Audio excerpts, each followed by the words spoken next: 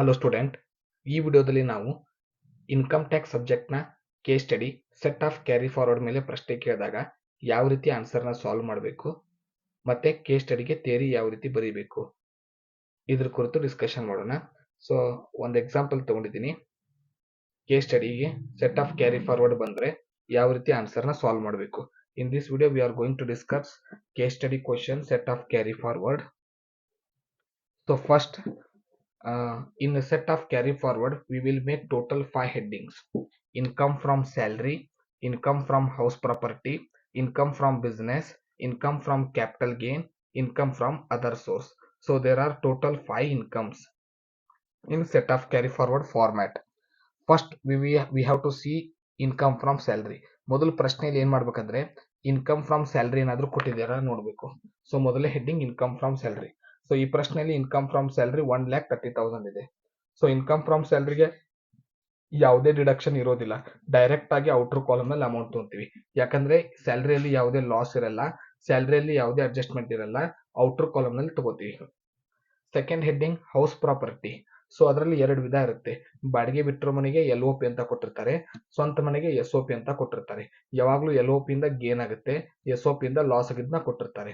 So gain ನಲ್ಲಿ loss ನ adjust ಮಾಡ್ತೀವಿ. ಉಳಿದ ಅಮೌಂಟ್ ಏನಾದ್ರೂ ಮತ್ತೆ ಮೈನಸ್ ಬಂದ್ರೆ, ಇನ್ನು ಲಾಸ್ ಜಾಸ್ತಿ ಆಗಿದ್ರೆ ಅದನ್ನ ಸ್ಯಾಲರಿ ಹೆಡ್ಡಿಂಗ್ ಅಥವಾ ಬಿಸ್ನೆಸ್ ಹೆಡ್ಡಿಂಗ್ ನಲ್ಲಿ ಅಡ್ಜಸ್ಟ್ ಮಾಡ್ತೀವಿ. ಸೊ ಈ ಕ್ವಶನ್ ಅಲ್ಲಿ ಇನ್ಕಮ್ ಫ್ರಮ್ LOP ಏನಿದೆ ಅಂದ್ರೆ ಲಾಭ ಆಗಿರೋದು 50,000, ಲಾಸ್ ಆಗಿರೋದು ಹೌಸ್ ಪ್ರಾಪರ್ಟಿಯಲ್ಲಿ 80,000. ಸೊ ಲಾಸ್ ಜಾಸ್ತಿ ಇದೆ. 50,000 LOP ಇನ್ಕಮ್ ನಲ್ಲಿ 80,000 ಲಾಸ್ ನ ಡಿಡಕ್ಟ್ ಮಾಡಿದಾಗ -30,000 ಆನ್ಸರ್ ಬಂತು. ಆಲ್ರೆಡಿ ಹೇಳದಂತೆ ಇದು ಸೆಟ್ ಆಫ್ ಆಗುತ್ತೆ. ಇನ್ಕಮ್ ಫ್ರಮ್ ಸ್ಯಾಲರಿ ಜೊತೆ ಆದ್ರೂ ಅಡ್ಜಸ್ಟ್ ಆಗುತ್ತೆ ಅಥವಾ ಇನ್ಕಮ್ ಫ್ರಮ್ ಬಿಸ್ನೆಸ್ ಜೊತೆ ಆದ್ರೂ ನೀವು ಅಡ್ಜಸ್ಟ್ ಮಾಡಬಹುದು.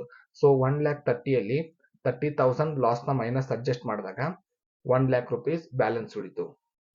ಇನ್ನು ನೆಕ್ಸ್ಟ್ ಮೂರನೇ heading income from business. So business income ನಲ್ಲಿ ಎರಡು ರೀತಿ ಇರುತ್ತೆ: ಸ್ಪೆಕ್ಯುಲೇಟಿವ್ ಬಿಸ್ನೆಸ್, ನಾನ್ ಸ್ಪೆಕ್ಯುಲೇಟಿವ್ ಬಿಸ್ನೆಸ್. ಅಂದ್ರೆ ರೆಗ್ಯುಲರ್ ಬಿಸ್ನೆಸ್ ಮತ್ತು ಸ್ಪೆಕ್ಯುಲೇಷನ್ ಬಿಸ್ನೆಸ್ ಅಂತ ಎರಡು ರೀತಿ ಇರುತ್ತೆ. ಮೊದಲು ರೆಗ್ಯುಲರ್ ಬಿಸ್ನೆಸ್ ನ ಬಿಡಿಸಬೇಕು, ಅದನ್ನ ನಾನ್ ಸ್ಪೆಕ್ಯುಲೇಟಿವ್ ಅಥವಾ ರೆಗ್ಯುಲರ್ ಬಿಸ್ನೆಸ್ ಅಂತ ಪ್ರಶ್ನೆಯಲ್ಲಿ ಕೊಟ್ಟಿರ್ತಾರೆ. ಸೊ ಇದರಲ್ಲಿ ನಾನ್ ಸ್ಪೆಕ್ಯುಲೇಟಿವ್ ಲಾಸ್ ಆಗಿದೆ. ಸೊ ಲಾಸ್ ಸ್ಯಾಲರಿ ಮತ್ತು ಹೌಸ್ ಪ್ರಾಪರ್ಟಿ ಇನ್ಕಮ್ ಜೊತೆ ಅಡ್ಜಸ್ಟ್ ಆಗುತ್ತೆ, ಅದರಿಂದ ಅದನ್ನ ಔಟರ್ ಕಾಲಮ್ ನಲ್ಲಿ ಮೈನಸ್ ನಲ್ಲಿ ಬರೆದಿದ್ದೀವಿ. 1,00,000 rupees ಲಾಸ್ ಇದೆ, ರೆಗ್ಯುಲರ್ ಬಿಸ್ನೆಸ್ ಲಾಸ್ ಆಗಿದೆ.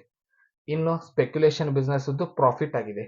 ಇದೇನಾದ್ರೂ ಲಾಸ್ ಆಗಿದ್ರೆ, ಸ್ಪೆಕ್ಯುಲೇಷನ್ ಏನಾದ್ರೂ ಲಾಸ್ ಬಂದ್ರೆ ಒಳಗಡೆನೆ ಬರೆದು ಕ್ಯಾರಿ ಫಾರ್ವರ್ಡ್ ಅಂತ ಬರಿಬೇಕು. ಯಾಕಂದ್ರೆ ಇದು ಯಾವುದೇ ಹೆಡ್ಡಿಂಗ್ ಜೊತೆ ಅಡ್ಜಸ್ಟ್ ಆಗಲ್ಲ. ಇದರ ಮೈನಸ್ ಅಮೌಂಟ್ ನ ಔಟರ್ ಕಾಲಮ್ ಕಳಿಸಲ್ಲ, ಪ್ಲಸ್ ಇದ್ರೆ ಮಾತ್ರ ಔಟರ್ ಕಾಲಮ್ ಹಚ್ತೀವಿ.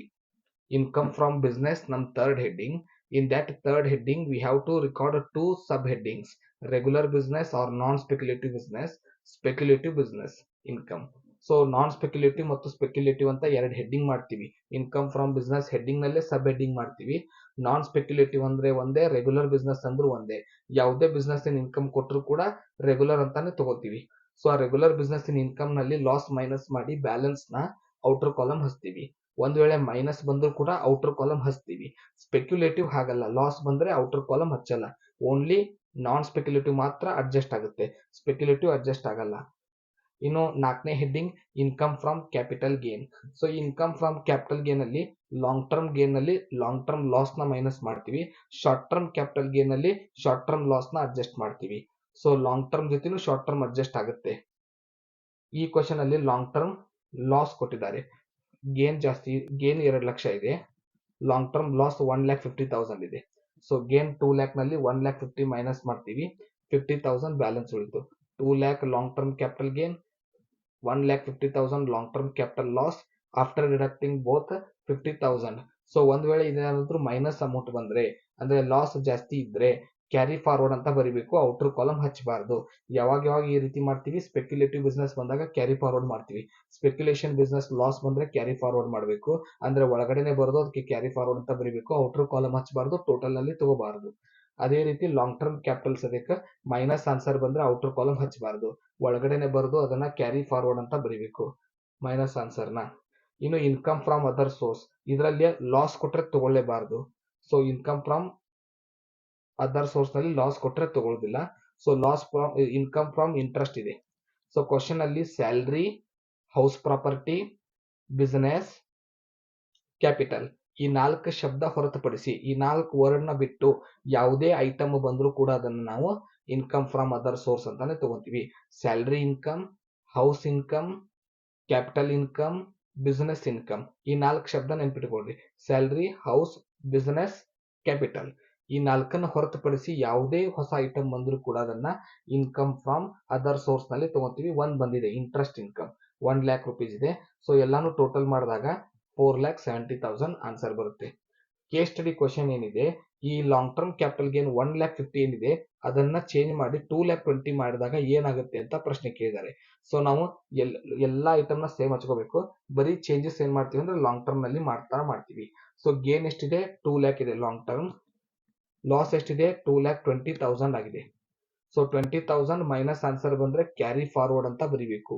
ಅದು ಅಡ್ಜಸ್ಟ್ ಆಗಲ್ಲ, ಬೇರೆ ಹೆಡ್ಡಿಂಗ್ ಜೊತೆ ಅಡ್ಜಸ್ಟ್ ಮಾಡಕ್ ಬರೋದಿಲ್ಲ. ಲಾಂಗ್ ಟರ್ಮ್ ಲಾಸ್ ನ ಮೈನಸ್ ಆನ್ಸರ್ ಬಂದ್ರೆ ಅದನ್ನ ಮುಂದಿನ ವರ್ಷಕ್ಕೆ ಕ್ಯಾರಿ ಫಾರ್ವರ್ಡ್ ಮಾಡ್ತೀವಿ. ಪ್ರೀವಿಯಸ್ ನಲ್ಲಿ ಇದು 1,50,000 ಇತ್ತು. 2 lakh ನಲ್ಲಿ 1,50,000 ಮೈನಸ್ ಮಾಡಿ ಪ್ಲಸ್ 50,000 ಆನ್ಸರ್ ನ ಔಟರ್ ಕಾಲಮ್ ಹಚ್ಚಿದ್ವಿ. ಆದ್ರೆ ಇದರಲ್ಲಿ ಮೈನಸ್ ಆನ್ಸರ್ ಇರೋದ್ರಿಂದ ಅಡ್ಜಸ್ಟ್ ಯಾವ ಜೊತೆನೂ ಆಗೋದಿಲ್ಲ, ಕ್ಯಾರಿ ಫಾರ್ವರ್ಡ್ ಅಂತ ಬರೀಬೇಕು. ಇದನ್ನ ಸೆಂಟೆನ್ಸ್ ನಲ್ಲಿ ಕೂಡ ಬರೀಬೇಕು. The effect makes less income and long term capital loss 20,000 carry forward to next year. Effect ಏನಾಗುತ್ತೆ? ನಿಮ್ಮ ಇನ್ಕಮ್ ನಲ್ಲಿ ಕಡಿಮೆ ಆಗುತ್ತೆ ಯಾವಾಗ ಲಾಸ್ ಹೆಚ್ಚಿಗೆ ಆದಾಗ. ಇನ್ನು 20,000 ಎಕ್ಸ್ಟ್ರಾ ಎಕ್ಸಸ್ ಏನ್ ಬಂದಿದೆ ಡೆಫಿಸಿಯಟ್ ಅಮೌಂಟ್, ಅದನ್ನ ಕ್ಯಾರಿ ಫಾರ್ವರ್ಡ್ ಮಾಡಿದೀವಿ ಅಂತ ಬರೀಬೇಕು. ಯಾಕಂದ್ರೆ ಇದು ಬೇರೆ ಹೆಡ್ಡಿಂಗ್ ಜೊತೆ ಅಡ್ಜಸ್ಟ್ ಆಗೋದಿಲ್ಲ, ಆದ್ರಿಂದ ಇದನ್ನ ಔಟರ್ ಕಾಲಮ್ ಕಳಿಸಿಲ್ಲ. ಮೈನಸ್ ಅನ್ನ ಇನ್ವರ್ಡ್ ಕಾಲಮ್ ನಲ್ಲೇ ಬರೆದು set off to carry forward ಅಂತ ಬರೆದಿದ್ವಿ. ಸೊ ಇದಿಷ್ಟು ನಿಮ್ಮ ಕೇಸ್ ಸ್ಟಡಿಗೆ ಸಂಬಂಧಪಟ್ಟಂತೆ ಬೇಸಿಕ್ ಪಾಯಿಂಟ್ಸ್. ಮುಂದಿನ ವಿಡಿಯೋದಲ್ಲಿ ಮತ್ತೊಂದು ಉದಾಹರಣೆಗೆ ಸಿಗೋಣ. ಧನ್ಯವಾದಗಳು.